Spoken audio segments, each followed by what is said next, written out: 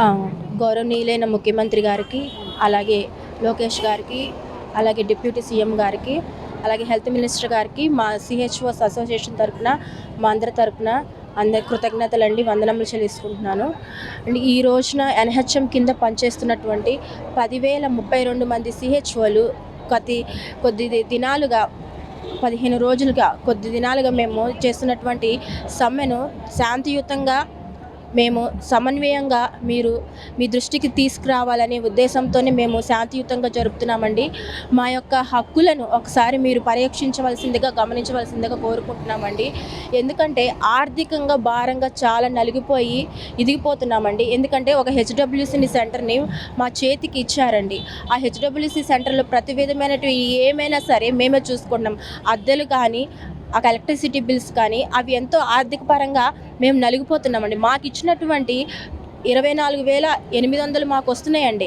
మాకు 40,000 అని NHM guidelines ప్రకారం ఉన్నా కానీ మేము శాలరీ ఈ రోజు వరకు కూడా కరెక్ట్‌గా మేము తీసుకోలేదండి. స్టార్టింగ్‌లో కొంత ఏశారు మంత్స్, ఆ తర్వాత నుంచి మాకు అన్నీ కూడాను పెండింగ్ బకాయిలే ఉన్నాయండి.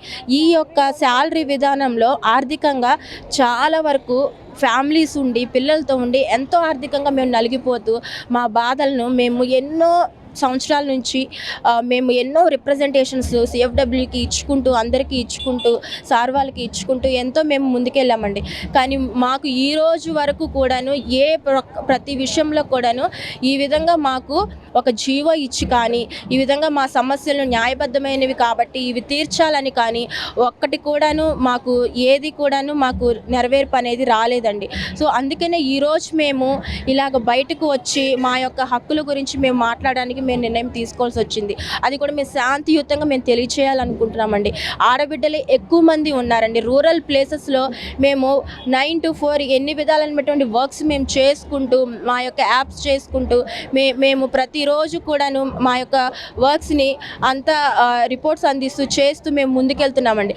కానీ మా యొక్క ఆర్థిక పరిస్థితులు అనేవి చాలా వరకు దిగజారిపోతున్నాయి. 40 అంటున్నారు కానీ మాకు 40 ఈ రోజు వరకు మేము తీసుకోలేని పరిస్థితులు. మరి అందులో మేము హెచ్‌డబ్ల్యూసీకి కావాల్సినటువంటి వాటిని సమకూర్చడంలోను, రెంట్ బిల్స్‌లోను, మరి ఎలక్ట్రిసిటీ బిల్స్‌లోను, మళ్ళీ ఇంకైనా ఇతరత్ర ఏమైనా నేషనల్ ప్రోగ్రామ్స్ జరిగే విషయంలోను ఏదైనా సరే మనం ఖర్చు పెడుతున్నాం. మరి మా ట్రావెల్ సెలవెన్సే కానీ, మా పిల్లలకి కానీ, మా ఎడ్యుకేషన్‌కి కానీ, మాకు సంబంధించినటువంటి విషయాల్లో కానీ మేము ఏ విధంగా వీటన్నిటిని మేము ఛార్జ్ తీసుకొని మేము ముందుకు వెళ్ళలేకపోతున్నాం. మా ఆర్థికంగా మేము చాలా నలిగిపోతున్నాము. ఇది గౌరవ ముఖ్యమంత్రులు గారు తెలుసుకోవాలని నేను సమనీయంగా కోరుకుంటున్నానండి.